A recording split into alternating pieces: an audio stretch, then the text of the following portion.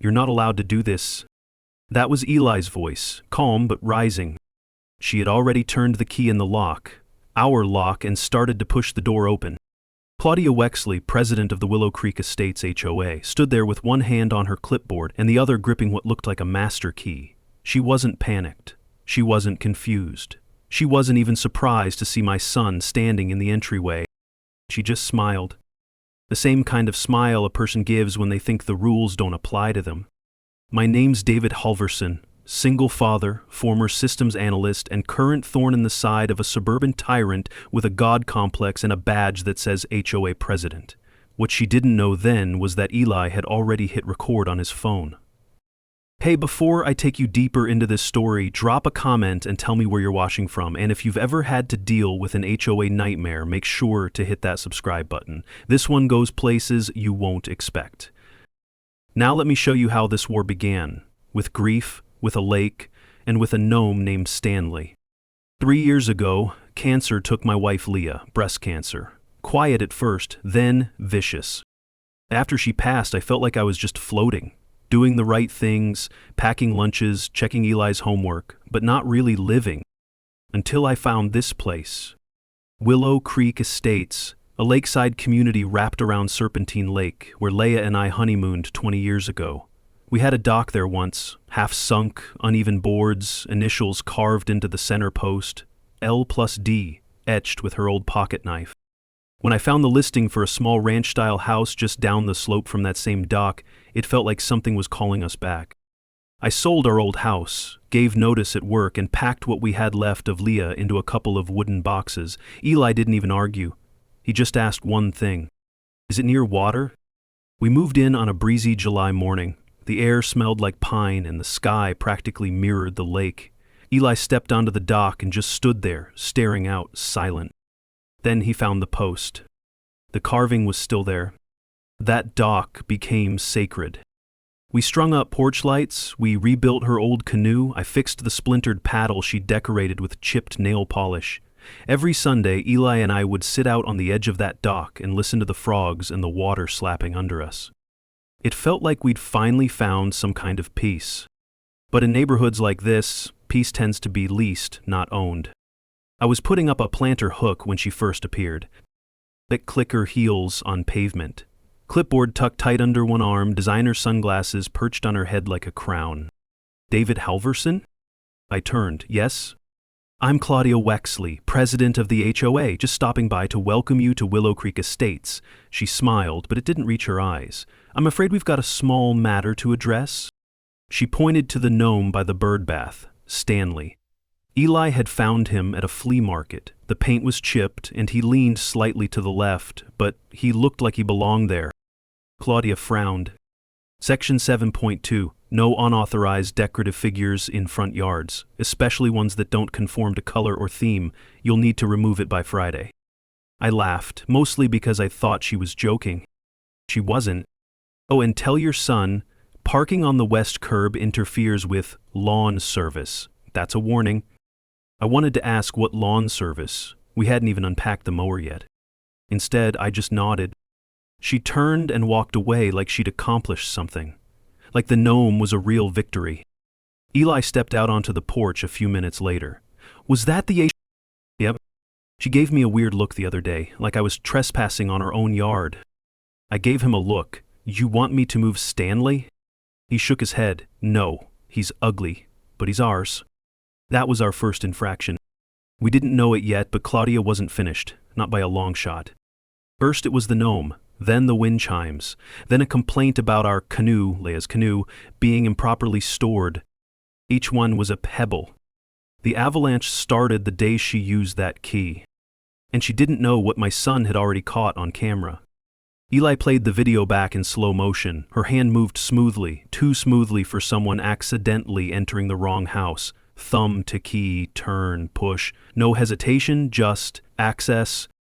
"She's done it before," Eli muttered. I didn't respond. I was too busy watching Claudia step back across our threshold, like she owned the floor beneath her feet. No announcement, no knock, not even a flicker of uncertainty. She stood in our front hall for 5 whole seconds before my son's voice made her flinch. That told me everything I needed to know. The next day, I drove to the HOA office. Brick building, no signage. Just a stenciled plate that read WCE Board, Suite B. There was a sliding window with frosted glass. The receptionist didn't even bother looking up. "Claudia Wexley?" I asked. "He's not in," the woman said, already thumbing through a stack of envelopes. "Leave a message?" I leaned in slightly. She entered my home yesterday, illegally, with a master key. That made her pause, but only for a moment. "She's authorized for health and safety inspections." There was no notice posted, no emergency, and the door was locked from the inside when she left. Now she looked up, eyes flicked to my shirt collar, then away. "I suggest you send an email, sir." I walked out and stood by my truck, hands on the steering wheel but not starting it. See, Leah used to say that people like Claudia don't show their true faces first. They wear masks of authority, she'd say, but they're not leaders. They're collectors of control, not community. At the time, I used to half listen. Now, I could hear Leah louder than ever. That night, Claudia sent me an email. Short, cold, "Mr. Halverson, your property was subject to a routine safety inspection in accordance with the HOA Charter, Article 14B. Should you wish to contest this, you may attend the upcoming compliance meeting on Wednesday at 7 p.m. I almost laughed. Compliance meeting, like we were employees and she was HR. Eli leaned over my shoulder. "We going?" I nodded. "We're going." Wednesday night came too fast. The meeting was in the community hall by the lake. Same lake that once felt like our salvation. Same lake Leah's dock reached into. Funny how things can hold peace one month and pressure the next. Claudia stood at the front like a game show host, all teeth and clipboard. The board members sat to her left, silent, expressionless. Except for one. A man.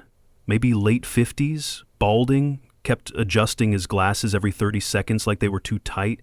His nameplate read Martin Beck. I saw him glance at me 3 times during Claudia's opening remarks. First with surprise, then something else. Discomfort, maybe? Guilt? I didn't say anything. Claudia launched straight into it. Homeowner David Halverson has failed to adhere to community policies, specifically Section 9.1, regarding unsanctioned waterfront storage, namely the canoe left on the dock overnight, unsecured and visible from street view. I raised my hand. "It's not visible from the street. The dock is behind my house." She smiled like I was a child who didn't understand how grown-up rules worked. "It is visible by drone inspection." "Drone?" She ignored me. "And there's the matter of non-compliant yard decor," she continued, eyes shifting to Martin for a fraction of a second. He didn't meet them. "And finally, the matter of the alleged entry incident. I assure the board and attendees that I acted within the scope of my duty as designated by Article." "You didn't have a warrant," I interrupted. "You didn't post a notice, and you locked the door from the inside." Claudia's voice hardened. "Mr. Halverson, you're not permitted to record." "My son already did. We have footage." Now the room changed. A few heads turned. One woman in the back actually leaned forward in her chair. Claudia's jaw flexed, but her words didn't follow. And Martin? His hands were trembling, subtle, but they were. Something was off. "I'll be filing a formal complaint," I said, "with the county and the sheriff's office." Claudia raised her voice again, but it felt performative now, too polished, like she was trying to get ahead of something. We left with more eyes watching us than when we entered. On the walk back, Eli was quiet. Then, Martin Beck. He didn't speak once. I nodded. But he looked like he wanted to. "What do we do now?" I stared out at the lake. "We start digging." We didn't sleep much after the meeting.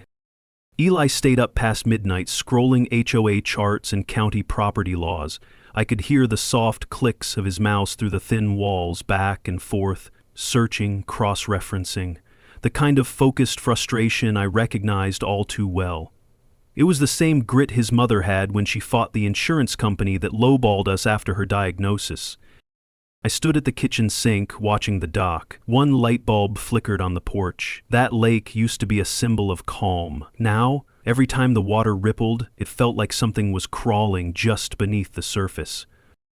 By morning, I was already half-dressed before the sun cracked through the clouds. I brewed coffee like it mattered. Truth is, I didn't need caffeine. I needed answers. And someone else did too. Martin Beck showed up at 8:42. No warning, just a single knock, and when I opened the door, there he stood.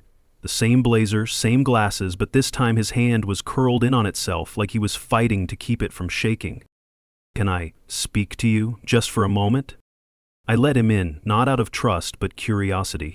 He walked in slow, gaze shifting between the old photos on our hallway wall. One of Leah and Eli building that canoe together. She was laughing in that shot. God, I hadn't looked at it in months. "I was on the board when your wife passed," he said, eyes landing on the frame. "I remember her. She spoke at the 2017 Lakefront Restoration meeting, fought to keep the dock public." "She was good at that," I said, "fighting." Martin nodded. Then, silence. I set down the coffee mug I wasn't drinking. "You didn't come here to reminisce." His jaw twitched. "You're right. I came because I don't agree with what's happening. Not anymore." That word, anymore, hit like a dropped wrench. He reached into his coat and pulled out a folded paper. Not an official document. It looked torn from a notebook. His hands trembled again as he unfolded it. "She's planning to cite you for structural encroachment next. The shed and possibly the dock. Says the original property lines were misdrawn. I saw the email." I blinked. "How do you even have this?" "I wasn't supposed to," his voice dipped lower, "but I printed it before she could delete the draft. She does that, sends them, recalls them, rewrites history, makes people think they just remembered it wrong. Gaslighting the whole neighborhood," I muttered. He nodded once. Then he said the part I already suspected. "She's trying to force a sale." I froze. "She did it to the Kowalskis last year. Hit them with citations until they couldn't fight back. Claimed violations made the home unsellable, then swooped in with a proxy buyer." My stomach twisted. That's why Claudia's name was suddenly on 3 lakefront parcels in the assessor's database. It wasn't just control, it was acquisition. Martin stepped back. "I shouldn't even be here." I looked him dead in the eye. "But you are." He didn't answer. After he left, I stood in the hallway staring at Leia's picture again. "She tried to keep that dock open," I said out loud. Eli came up beside me, rubbing sleep from his eyes. "What's happening?" I handed him the note. "We've got more than a rogue inspection. She's consolidating the whole lakefront, quietly, using the HOA as cover." Eli's jaw tightened. "She's trying to erase Mom." "No," I said. "She's trying to erase everyone who stands up to her." That's when it really clicked. This wasn't about one canoe or one family. This was a system she built, one that punished resistance, rewrote maps, and forced good people to leave their homes like they never belonged. That afternoon, I drove to the county archives. Not the online database, the physical building. The one with dust on the file boxes and a woman named Marjorie who'd worked there since before I was born. I asked for original property deeds, surveyor maps from 1983, anything with Leah's signature on it, because if we could prove the dock was approved back then, we'd have leverage. Marjorie gave me a look. "We don't digitize handwritten permits from that era. You'll have to look through the index manually." I smiled for the first time in days. Perfect! Because Claudia, she wasn't expecting anyone to look that deep. But Leah taught me well. If they bury the truth, you go dig it up with both hands. I lost track of time down there. Old county archives smelled like old air and mildew, and the dust made me sneeze 3 times in the first 20 minutes. Marjorie handed me gloves and a mask, but even that didn't block out the years in those boxes. Some people think finding the truth is about asking the right question. It's not. It's about knowing where they buried the answer, and being stubborn enough to dig until your fingers cramp. The box I needed was marked Parcel B, Dock Applications 1980197. It was so old the label had peeled off, barely hanging by a corner. I cracked it open like a tomb.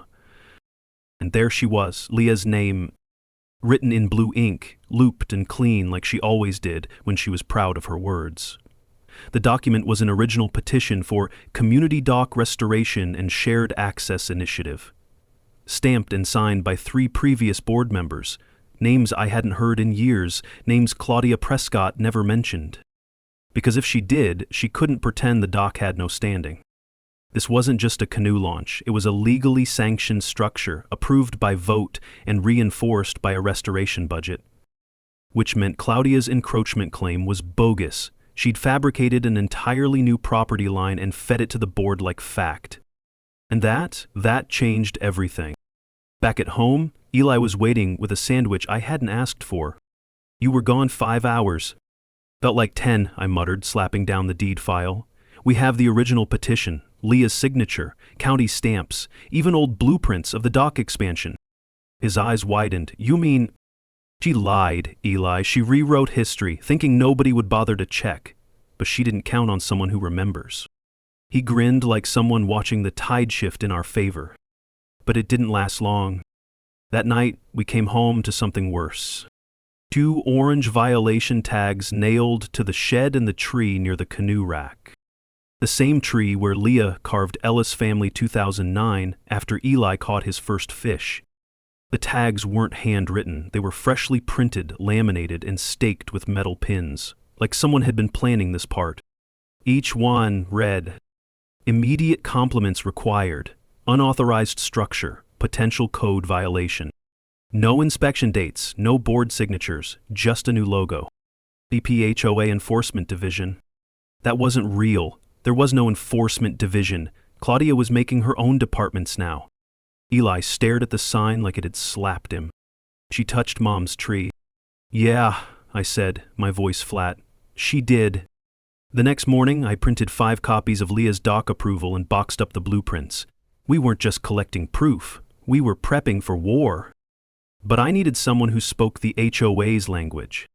Enter Calvin Reyes. An old colleague from law school, specialized in HOA disputes and municipal code audits. Retired early, bought an RV, disappeared into the woods. But I still had his number. He picked up on the 3rd ring. "Ellis, you sound like you haven't slept." "I haven't, you busy?" "Depends. Is this a legal favor or a bottle of whiskey favor?" "Both." He chuckled. "Shoot." I laid it all out. The dock, the false violations, Claudia's name appearing on multiple deeds. He didn't laugh this time. "Sounds like a consolidation scheme. Illegal if she's using HOA authority for personal gain, but hard to prove without internal memos or board minutes." "I've got one board member on the fence," I said. "Martin Beck. Get him to flip, or get something in writing." "Ready tryin'."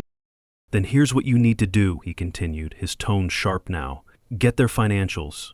HOA dues, disbursement records, purchase history. If she's funneling fines into acquisitions, that's embezzlement. And if the violations are fake, that's civil fraud." "Where would I find those?" "Board filing cabinet, or someone's home office, and I don't mean the one with the scented candles." Eli walked in mid-call holding a manila envelope. "This just came, no return address." I opened it carefully. Inside, blurry photocopies of internal emails, all signed by Claudia Prescott. One of them read, "Ellis won't go quietly, hit him with 3 notices this week, let's make him sweat." Another said, "If we push through the Q3 redevelopment, I want that dock erased by August. Personal eyesore." She called it a personal eyesore. It wasn't about rules, it wasn't about code, it was personal. And someone had leaked this to us. I looked at Eli. "She's slipping." He stared at the tree outside. "Or someone's helping." I didn't know who sent the envelope, but whoever it was, they just opened a door I couldn't close.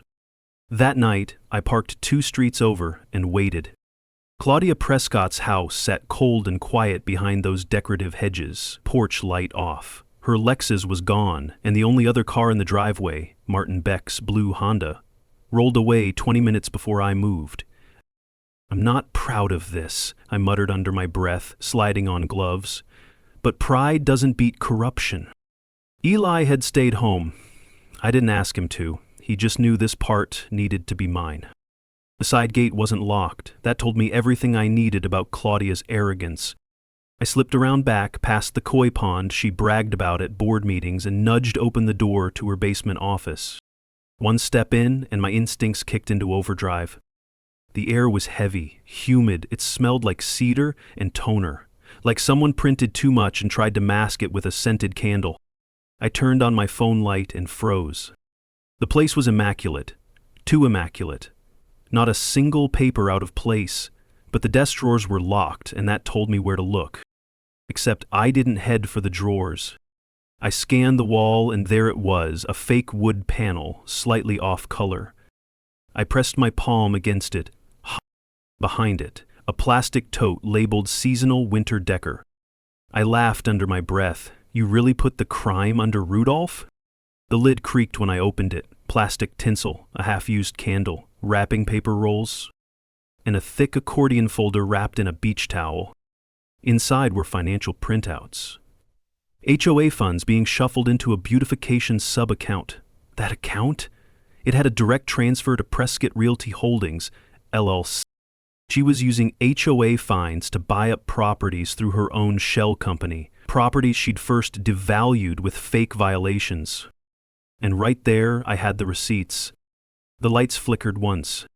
I ducked instinctively, heart hammering in my throat. Nothing. Still alone. Except for one thing. A handwritten note slipped between the file pages. It read, "If you're reading this, you already know. Be careful, she's not working alone." No name, no signature. Just shaky handwriting, like the pen trembled as it moved. It hit me then. Martin. The man's silence. His twitchy eye at the last board meeting. The way he didn't join the vote until she stared at him. He wasn't just conflicted, he was scared. I took photos. All of it, every page. Then carefully closed everything back up and set it the way I found it. Except I left the note in my pocket. I wasn't done. On the way out, I passed Claudia's hallway bookshelf. Something stuck out, literally. One red binder halfway shoved back in, like someone changed their mind. I pulled it out. Inside was a list, not typed, not formal, just a list titled Priority Targets. And right underneath it, my name, Eli's, our neighbors, 4 homes down the street. All of us had been cited this year. And all of our properties bordered the lake. He was trying to control the shoreline, property by property, dock by dock. That wasn't coincidence, that was a map of a quiet land grab. I snapped more photos, shoved the binder back, and ducked out just as headlights swept across the front window. I didn't breathe again until I was 2 blocks away. The next morning, I slid the note across the table to Eli. He barely looked at it before whispering, "Mark, I'm meeting him tonight," I said, "under the bluff." He raised an eyebrow. "The one with the bench Mom carved?" "Yeah," I nodded. He used to meet her there after board meetings, back when she was fighting for dock restoration. "He'll show." Eli leaned back, jaw tight. "If he doesn't, what's our move?" I looked at the photos on my phone, the falsified budgets, the target list, the name at the top in bold red ink. "We make it public, all of it." I got to the bluff 10 minutes early. The sky was dimming, bleeding amber into deep slate. Wind off the lake pushed at the tall grass around the bench. Her bench. The same one Mom carved initials into when Dad surprised her with the dock extension for their anniversary. She used to call it her quiet proof. Said it reminded her that love left evidence, even when people didn't believe your fight was worth it. I sat with the file folder in my lap, thumb pressed against the grain of that weather-worn seat. Claudia had tried to strip the soul from this place, but she couldn't rewrite this. Behind me, I heard a car door shut. I didn't look up right away, didn't want to scare him off. Just said, "Martin, you came." His footsteps were slow, reluctant. "You didn't give me much choice, Marcus," he said, voice tight. "This place, your mom used to bring pie here after every board meeting. She thought she was winning." "She was," I said, "until you let Claudia bury her in paperwork." He didn't sit, just stood off to the side, hands trembling in his windbreaker pockets. "You think I wanted this?" he asked. "I tried. You think she left me a choice? She owns the land my daughter rents. You know what she threatened to do?" I turned to him. "I know she's buying property through a fake holding company with HOA fines, and I know your name's on half the approvals." Martin looked like I'd slapped him. "I didn't know it was going that far," he whispered. "I signed budget sheets, but I thought it was landscaping. I pulled the photo of the priority targets list from my phone, handed it to him. His face drained. I told her not to put Eli on it, he muttered. I told her. She didn't care. He finally sat, elbows on his knees, eyes watery. I found the files in her basement, I said, the real records. And this note, handwritten. I pulled it out, slowly. Was that from you? He nodded. I slid it in last month. I didn't think you'd ever find it, but I had to try. I let the silence sit there for a beat. Martin, I said carefully, I need more. I need names. I need confirmation. If I bring this forward without a witness, she'll spin it like I'm just some angry son with a grudge.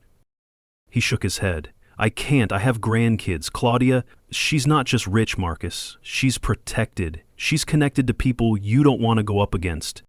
You think I haven't already? His breath caught. I pointed toward the lake. You remember the summer Mom painted those dock posts green? He blinked. Yeah. HOA finder for unapproved color choices. Exactly. It was her dock, and she still paid the fine. You know why? He didn't answer. Because she didn't want to start a war. And now, here we are. Because none of you stood up. His voice cracked. She said your mom was unstable. Said she was causing conflict. I stood. She fought. That's what she did.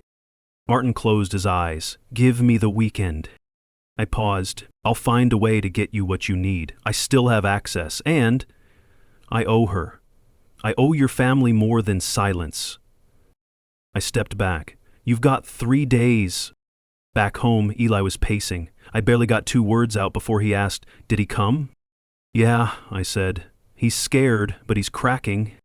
Are we sure he's not going to flip again? I hesitated. I don't know, but I didn't threaten him. I gave him truth. Eli leaned against the counter. What now? Now, I said, we prep for her next move.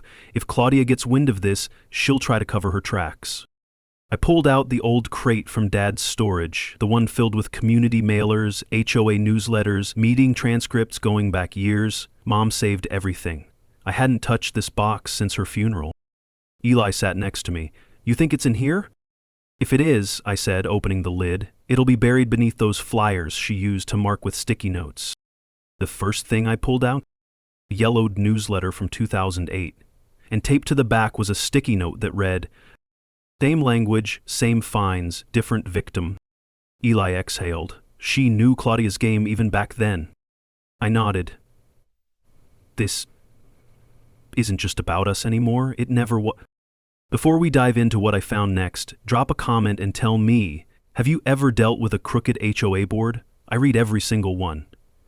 And don't forget to hit subscribe so you don't miss what happens when I take this fight public. I stared at the letter again. The signature at the bottom didn't belong to my mother. It was hers in style, sure, but the way the J curled, the ink pressure, the slant, it was close. Too close. Which meant someone had forged her name on an official HOA form. And I finally had proof. I didn't sleep that night. Just sat at the old kitchen table, every light off except the one above me, a cold cup of coffee untouched. The dock outside swayed gently with the wind. That dock, our dock, was built by my grandfather, repaired by my mom, and had now become the hill I was willing to die on. By the next morning, I was already thinking like a prosecutor again, but with a vengeance I'd never felt in a courtroom. I needed to be smart, not just loud. HOA boards survive scandal by scrambling and spinning. They'd be ready to lie. But if I could catch even one of them breaking under pressure, that'd be different. First, I needed an ally, someone inside, and I knew just the person. It was late afternoon when I saw him. Glenn Carter, the soft-spoken HOA treasurer who always looked like he wanted to be anywhere else. A wiry man in his late 50s cess, Glenn had trembled every time the president, Beverly Lane, raised her voice. I remembered how his hands shook at the last meeting. He wasn't cruel. He was scared. I waited outside the community center until he stepped out, briefcase in one hand, keys in the other. Glenn, I said, voice even. He flinched slightly before turning. Marcus, I didn't see you there. I need 5 minutes. He glanced around like someone watching for shadows. I can't talk, they said. It's against board rules to... I held up the copy of the forged letter. Is this your handwriting? He didn't even look at it, just stared at the ground, his mouth moving slightly like he was rehearsing something in his head. I didn't write it, he whispered finally. I didn't sign anything. But you knew it wasn't hers. Silence. I didn't know what they were going to do, okay? He burst out, louder than he intended. They said it was just paperwork, to update things. She was gone, they needed to fix some records. They lied to me. Who's they? He hesitated again. Then quietly, Beverly and Vince. They said she gave up the easement months before she died. He looked up at me with something raw in his eyes. Shame, mostly. I didn't mean to hurt anyone. You didn't, but you can help me fix it. He looked like he wanted to run, but something held him there. Maybe the weight of watching too much wrongdoing in silence. Maybe guilt. Maybe both. I have more, he said softly. Files, originals. I didn't turn them in. Thought maybe I'd need them someday. Tomorrow morning, at my place, 8 sharp. He nodded, and for the first time looked me in the eye. By the next day, Glenn came through. He brought a manila envelope with documents dating back 3 years. Memos, meeting notes, even email printouts between Beverly and Vince talking in code. Phrases like doc nuisance, legal workaround, and need to move quick before she goes into hospice. I read them twice, hands tight. You know what this is? I asked. It's conspiracy, Glenn said, his voice steadier now. Fraud, manipulation of protected documents, all for a piece of shoreline they don't even use. And just like that, I had my case file. But it wasn't enough to win in court. I needed to win in public, which meant getting it on record, getting them to admit it. I sat down at my mother's desk that night, flipped open her old Rolodex and found a name I hadn't seen in years. Richard Alston, retired federal investigator. Mom had helped him fight a tax embezzlement ring in this same county over a decade ago. He owed her, and I hoped he still answered his phone. I dialed. Hello, Richard, this is Marcus Ellis, Karen's son. A pause. Haven't heard that name in a while. I need your help. Someone forged my mom's signature, and I need to catch him admitting it. Another pause, longer this time. You're gonna need a wire, and pressure. They only crack when the walls start closing in. I smiled grimly. Then let's build the walls.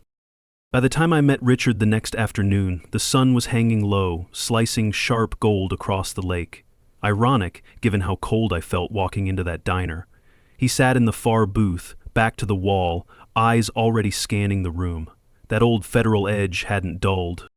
You look like hell, he said, lifting his coffee without missing a beat. I haven't slept much. Good, that means you're serious. I slid Glenn's envelope across the table. These aren't just HOA violations, they forged documents tied to property easements, my mother's name, after she passed. He flipped through the pages slowly, his face unmoving. Then he tapped one note in the corner with his index finger. Remove files from Central at night. Use internal drop with Vince. That's your weak spot. Vince, board secretary. Always the weakest link. Too smug to shut up, too dumb to cover his tracks. Richard leaned back. You don't go after Beverly first. You let her think she's still queen. Vince is the one you rattle. And how do I rattle him? We make him think he's already caught. It started with a single envelope. Glenn helped me deliver it, slipped quietly into Vince's mailbox late Sunday night. Inside, one printed email thread, redacted just enough to make Vince question how much we knew. A note in all caps Sharpie. This is only one of them. The next morning, Vince was outside early, real early, smoking, pacing, sunglasses too big for the cloud cover. I watched from the end of my driveway. He looked jumpy. Good. I gave it 2 days before phase 2. That's when I sent him a second package, this time through certified mail, no return address, just a USB drive. It didn't contain anything illegal, just a copy of the same emails he already saw, but that wasn't the point. The point was to make him feel like someone was inside his house, watching. By Thursday, Vince was unraveling. I saw him outside the HOA center, arguing with Beverly near the dumpster. No, you listen, he shouted. You said it was clean. You said nobody would find anything. Beverly was stone-faced, but her hands were clenched. She pulled him aside, probably trying to hush him up, but it was too late. I had it all on video. Glenn filmed it from the church across the street. I uploaded the clip to a burner account and emailed it to myself as evidence. Time-stamped. Geo-tagged. Richard grinned when I showed him. We got a crack, now all you need is to pry it open. Friday came fast. Glenn agreed to schedule a special review meeting. His authority as treasurer still gave him pull, and most residents didn't pay attention to HOA meeting agendas anyway. But this time, I'd make sure they paid attention. We printed flyers, simple ones. Your HOA is lying to you, come hear the truth. Sunday at 6 p.m. Left them on every doorstep. No HOA logo, just my name and a promise, bring your questions. And that night, for the first time in weeks, I finally walked back down to the dock. It had always been Mom's quiet place. She'd sit there with a glass of wine, even in the cold, watching the ripples break against the shore like they were trying to spell something. I sat in her spot, wrapped in her old shawl I found in the attic, and let the lake talk. That's when I remembered something, barely more than a flicker. Years ago, she told me she kept a journal, in case anything ever happened, said it wasn't for her, it was for me. I bolted upright, adrenaline cutting through the piece like a blade. Back to the attic. I tore through old boxes, dug behind crates of books and faded photo albums. Dust clouded my throat. Boards creaked beneath my knees, but I found it. Wrapped in that same maroon sweater she used to wear in winter. Her journal. And taped to the inside cover was a note. If they ever come, for the dock, start here. Inside, dates, names. Letters she'd written but never sent. Things she heard in town, whispers of land access schemes and reclaimed shoreline plans. She'd suspected them for years. She just never had time to finish what she started. Now it was up to me. And suddenly, I wasn't just fighting to protect a dock anymore. I was finishing her war. I didn't sleep that night. The journal sat on my kitchen table like it was watching me. Every few hours I'd open it again, reread the same passages, check the same scribbled dates. Her handwriting was messy toward the end, like she'd rushed, like she knew time was slipping. But the part that hit me hardest? She'd written one name over and over. Prescott. Beverly's last name. But it wasn't just that she'd lied to the neighborhood. She'd lied to my mother, too. Lied about the development rights, about the shoreline surveys, about that community grant that was supposed to preserve the dock. Mom had trusted her. They'd been friends, or so she thought. That Sunday, I stood in front of 24 neighbors packed into folding chairs at the community hall. You all know me, I began, or you think you do. My name's Nathan Carver. I was born right down that hill, and if you've gotten a violation letter recently, chances are I've been fighting the same battle. A few heads nodded. Glenn was near the back, arms crossed, jaw tight. I caught the edge of a smirk. He knew what was coming. I held up the journal. This belonged to my mom. You remember her, Lillian. She passed 4 years ago. But she didn't leave quietly. She left questions. And the answers led me here. I clicked the projector. Glenn dimmed the lights. Slide 1, a scanned page from her journal. March 2013. HOA pushing for easement redraft, told it's for safety. Something doesn't feel right. Slide 2, the fake easement document Vince signed off on in 2020. Slide 3, a photo I took last week. Prescott and Vince arguing behind the dumpsters. There was a shift in the room, like someone finally exhaled after holding it too long. I'm not asking you to believe me outright, I said, voice low. I'm asking you to start asking why. Why were shoreline rights shifted without a vote? Why did violations triple the year after? And why is it always the same people benefiting from every change? A hand went up. Mrs. Kelman, corner house near the fire lane. My husband lost access to his garden lot last spring. They said it was a survey error. Now there's a shed on it with Beverly's name on the lease. Another hand. Mr. Choi, they towed my son's car because the paint was chipped. And another. The mood turned. Not to chaos. Not yet. But to momentum. After the meeting, Glenn walked up slow. They're not ready to riot, he said, but you cracked something. It's not about rioting. No, it's about leverage. We agreed to hold one more public forum. Midweek. Bigger space. By then I'd have more. And I did.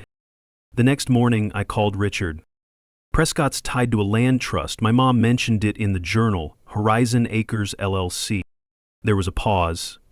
Then, that's a shell company. It's not just Beverly. She's fronting for someone else.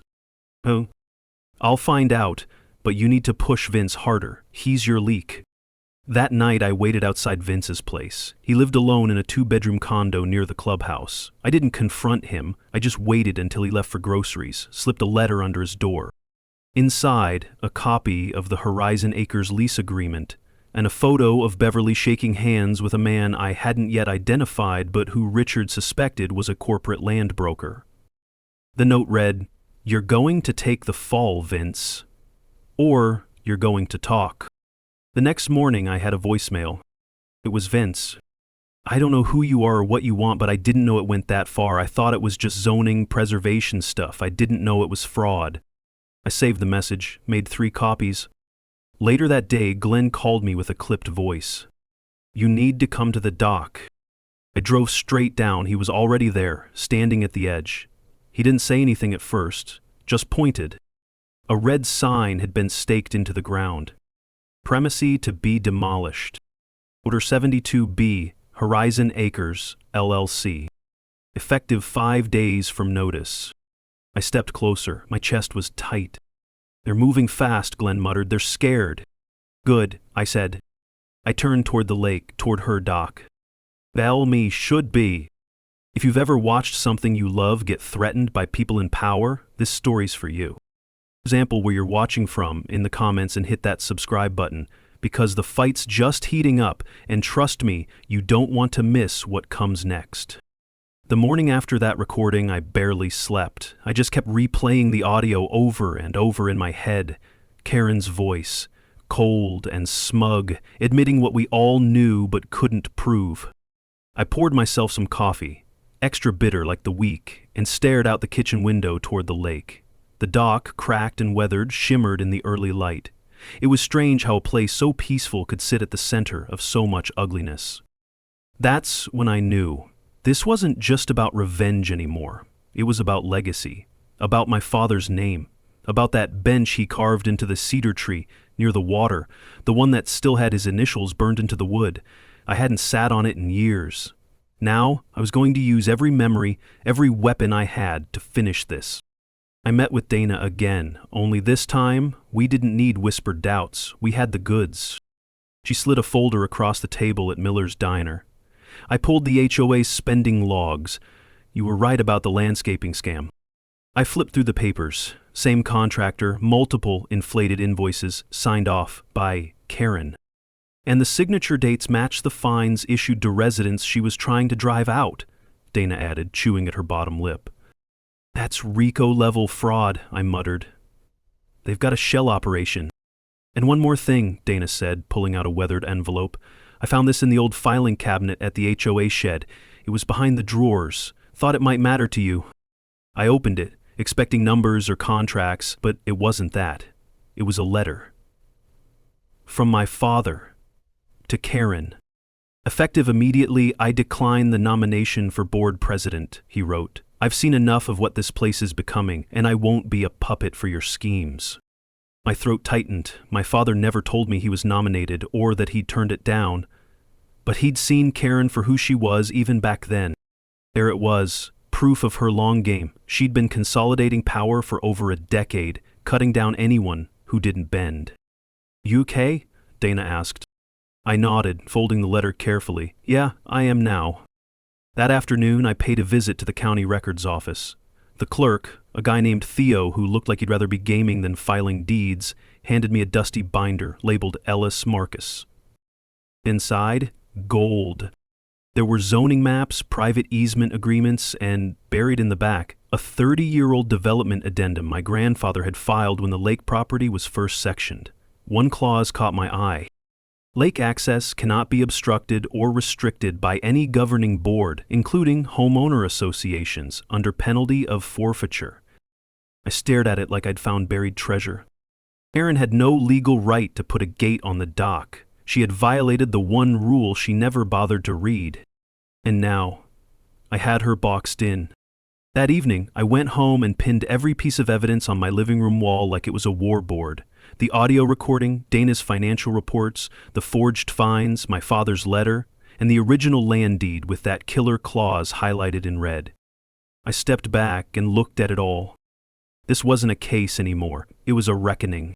I sent a certified letter to the HOA board calling for an emergency vote to remove Karen under Clause 7 of the bylaws. I gave them 72 hours to respond, or I'd file a civil lawsuit for breach of fiduciary duty, fraud, and racketeering.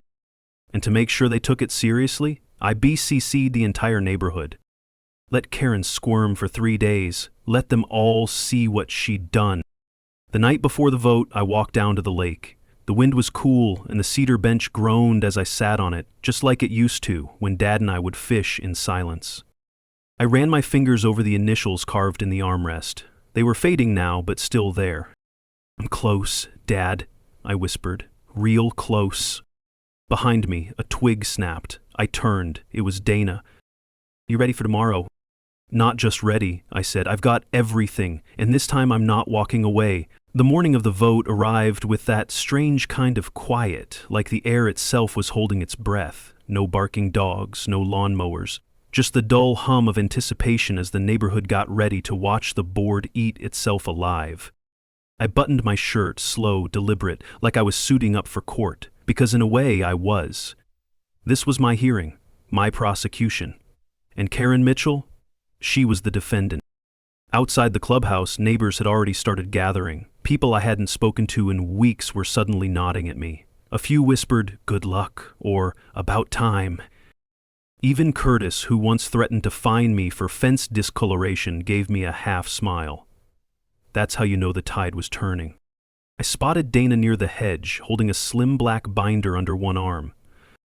"You sure you want to go through with this?" she asked, her voice low. I glanced toward the clubhouse doors. Karen stood inside, pacing behind the glass, pretending to arrange papers, but her face was pale, her eyes darting. "She looks like a queen about to lose her crown," I muttered. "Yeah, I'm sure."